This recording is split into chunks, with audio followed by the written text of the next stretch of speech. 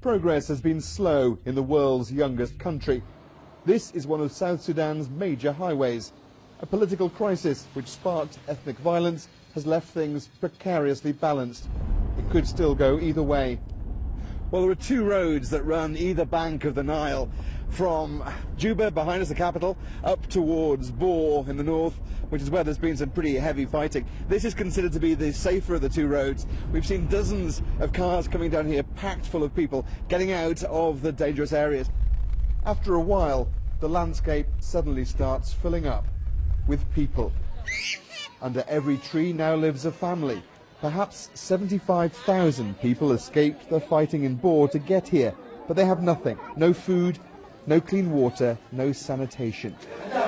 And they've been seeing the impact of that here at one of two small clinics set up by Médecins Sans Frontières. Many of the sick are children. Some babies have already died.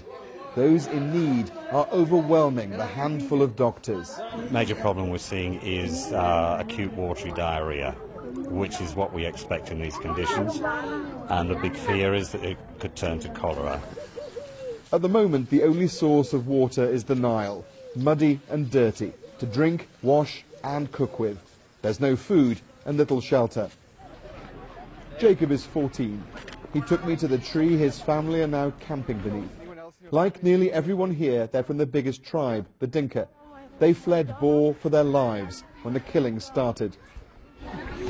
So many people were killed. But when we were going to the border station, water transport station, we go there, we found dead people around. You cross the road, you find a dead person. Were they soldiers or civilians? Civilians. Jacob's father remembers 1991, when militia from the rival Nuer tribe massacred 2,000 Dinka here. And today the same politician has sparked tribal killing again. It's a political crisis. It's not a tribalism crisis. But all the people here are Dinka, so you feel targeted. Just it is the commander. The commander who make that one is the one who divided us. Gaddafi is the one who divided people. This is how tens of thousands of people managed to escape the fighting. Crammed into these boats with what little they could carry, they made it across the Nile. These boats are no longer going. It's just too dangerous.